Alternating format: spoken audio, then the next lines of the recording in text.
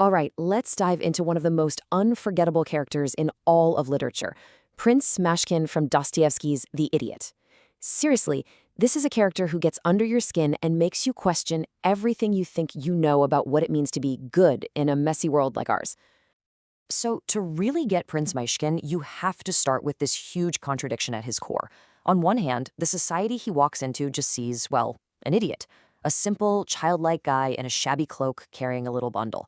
But what Dostoevsky wanted us to see was something completely different, a positively beautiful man, a soul of pure, infinite compassion, almost like a Christ figure walking the earth. This giant gap between how he's seen and who he truly is, that's where the entire story happens. So you're probably asking, how can that gap even exist? How can people look at him and see something so different from the truth? Well, it all comes down to the way his mind works. He sees the world through a lens that is so pure, it's basically invisible to everyone else who's caught up in a world of lies and social games. I mean, just look at him when he first shows up in St. Petersburg. He's a total outsider. He's 26, fresh out of a sanatorium in Switzerland where he was treated for epilepsy. He looks fragile, pale, but it's his eyes that get you. They're described as these big, light blue eyes that seem to look straight through people. And he arrives with literally nothing but a small bundle of his belongings. No status, no heirs, no pretense at all. And it's not just how he looks, right? His mind is just wired differently. He doesn't think in terms of logic or social strategy like everyone else. Nope, his understanding comes in these sudden flashes, these moments of pure illumination. It's like he has this superpower that lets him just bypass all the masks people wear and see right into their soul. And this creates two totally different ways of seeing the world. There's the normal way, right? What most of us do. We see the social masks, the status, the little white lies we all tell to keep things running smoothly. We kind of agree to ignore each other's hidden shame. But Myshkin's vision, it's the complete opposite. He doesn't even register social conventions. He just sees the soul underneath, with all of its pain and humiliation. And the result? It's not always comfortable, but it is devastatingly honest. And what makes this all so intense is that this deep-seeing ability is paired with a total lack of emotional armor. Think about that. Infinite compassion without a single protective shell. He feels other people's pain like it's his own. This drives him to these incredible acts of sacrificial love that the people around him, they just can't wrap their heads around it. But here's the kicker. This is the truly shocking twist in the novel.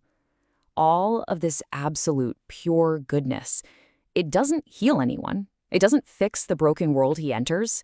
Instead, it acts like a catalyst. It actually accelerates catastrophe. It's a mind-bending idea. The best way to think about it is like a chemical reaction. A catalyst is a substance that speeds up a reaction without being consumed itself. That's Myshkin. He doesn't actively cause the greed, the jealousy, the murder, but his mere presence, his purity, forces all those hidden sins that were simmering just below the surface to violently erupt. And you can actually see this chain reaction, let's call it the Myshkin effect, play out in 4 predictable, tragic steps. First, his unconditional love enters this closed, cynical society. Second, that love acts like a spotlight, exposing everyone's hidden darkness. Third, this forces the characters to confront the absolute worst parts of themselves. And finally, instead of leading to healing, this confrontation just speeds up their own self-destruction. And you see this happen with literally everyone he meets. His purity seems to make Ganya's greed even more desperate. His deep compassion for Rogojin's passionate love doesn't stop it from turning murderous. His innocent love for Aglaya only inflames her destructive pride. And most tragically, his selfless devotion to Nastasia just validates her own deep self-hatred, pushing her right toward her doom.